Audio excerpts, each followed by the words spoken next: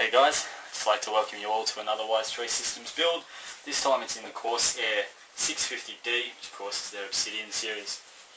The equipment out of this is in fact the hardware that we did originally put into the Antec 1200. However, as you would be aware if you've seen my other videos, the equipment didn't fit into the Antec 1200. Well, it fit, it just didn't like the CPU cooler. So we went out and got ourselves a new case and have done a transfer. Now I actually really enjoyed building in this case. It was very easy and very enjoyable to build in. So here we go. We'll get into a little bit more detail. So first things first, everything's quite smooth and you will notice there is this panel just here. It's obviously flip open panel. You push it and it opens up, and then you've got your two USB 3, two USB 2, firewire, headphone mic jack, and your reset button. As I said, another thing that the Antec case didn't have, where they've actually not only color coded the sockets, they've also got the engravements on the inside here, which I thought was quite handy. Now we'll just close that up. So yeah, and everything's really smooth here. It's quite nice, quite flush. You have your power and your HDD LED, and then here you've got your front fan dust filter, which is really good. It's nice and easy to get to, so you got no reason not to clean it. And then behind there is a 200mm fan. So we'll just sit that back on, and of course it just clips in just like that, nice and easy. Up the top there's a 200mm fan, and then in a bay here you also have not only your fan controller, you also have a Sata 3 hot swap bay. Okay, so we'll just turn this around. I'll show you the rear of the case.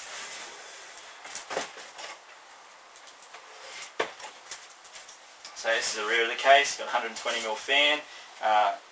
Obviously your water cooling. If you wanted to run USBs from the front because you didn't connect it inside for some random reason, you can bring them out here and down into the back of your Mobo. Of course that's the back of the Sonar, it's the back of the Mobo, and back of the graphics card, and of course the power supply.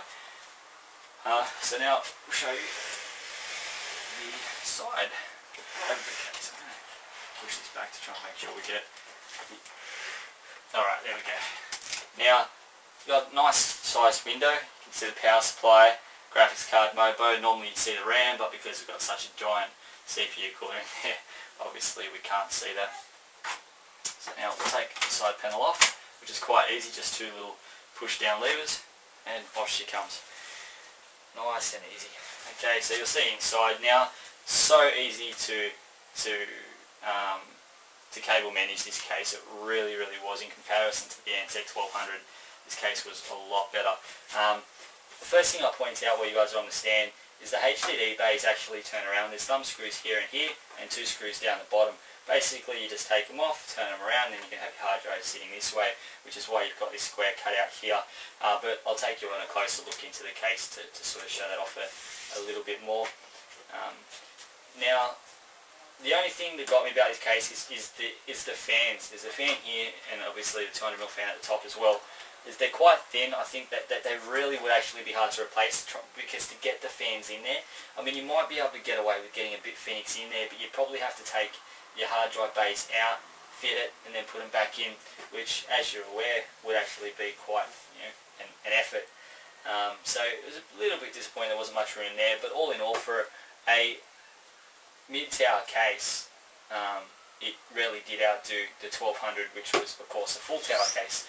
So what I'll do now is I'll take you off the tripod, and we'll take you on a closer look of this build. Alright guys, welcome back.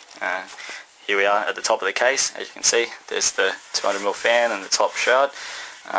Here is your bay, which has your slide panel there, so you can close it off. And of course that's your Sata 3 hot swap bay, and then in here, this little switch here, is your fan controller.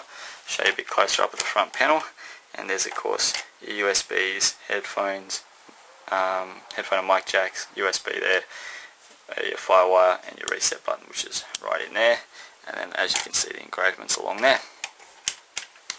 As I was saying to you before about there being very little room between the fan and the actual dry bays, as you can see I can't even get my finger down there. It is very thin. As I turn it around like that so you can see, there's of course two of the screws there, and then there's a thumb screw there, and a thumb screw there. You don't have to turn all the bays. You can turn obviously the top ones or the bottom ones, and then you can have them facing around. Now, as I said, I really did enjoy building in this case, and we're going to start at the top, because as you can see very minimal cable. You can only see that cable there because it comes out of that little black box right there, which is for obviously your hot swap bay at the top. But apart from that, you can't see anything else because there's holes there for me to hide it. So that's great. Same with the fan. You can only just see the cable come back here because then it runs down a hole and then runs back along. And same with the ATX power. The 8-pin comes through there and of course then runs off out the back. So everything was very, very easy to cable manage. There's your optical bay, just runs straight out. Your power's there. Guys, I'm going to say this as well. I've had a few computers come back where they've been saying that they got it built and their front USB 3 ports weren't working. The people have connected it internally, but because the way they've mounted it and they've pulled forward on this, it pulls out of the plug down the bottom here. Guys, please make sure that you are doing this properly. I understand it may not always look the best, but make sure that you do at least give them something that's working. The way I manage it is so that it's in a loop, so that way it's forcing pressure back down on here, so it's not going to fall back out. And if I swing around there, you can actually see the Vengance low profile RAM. Now, as you'll see here, and as I said with the cable management, it has its own power hole. So all your power cables can run straight out here, very neat, very clean. Your front panels and stuff like that come, or your connectors and stuff like that, your power on and off and everything like that can come straight through here. If you're running a gigabyte board, it can come through this panel here. So it's very, very neat. If you do turn around your hard drives, of course you have this bay here, so that you can run your cable out as well. Another thing as well is that I will point out, and we'll take this bay here out. Now, if you're connecting an SSD, which we have, there are actually 4 holes. You can see 2 there and 2 there. Basically, you just take that pin out there that I'm showing, that my thumb's a bit, sorry, I'm holding the camera at the same time, where my thumb is there. Pop that pin out, and then you can mount your SSD in there. Unlike with the 1200, where we had to get a bracket and fiddle around and get it in there. So all in all, a very, very nice case, very nice flow. I do also like the fact that at the back here as well, I will show you, there's a filter here, very easy to get out. So all in all, the case, brilliant case, easy to build in, flow through nice, for the price and for a medium tower case, brilliant. And I definitely would recommend to anybody who was looking at a case, at a medium tower case, to purchase this one, because it is fitting the, as I said, you got the Noctua CPU cooler. You can hear my boy in the background. It's got the Zoner. It's also got the XFX 6970 graphics card and everything like that in it. So yeah, as usual, if you have any questions, please feel free to ask. This has been another Wise Choice Systems build. Thanks for watching.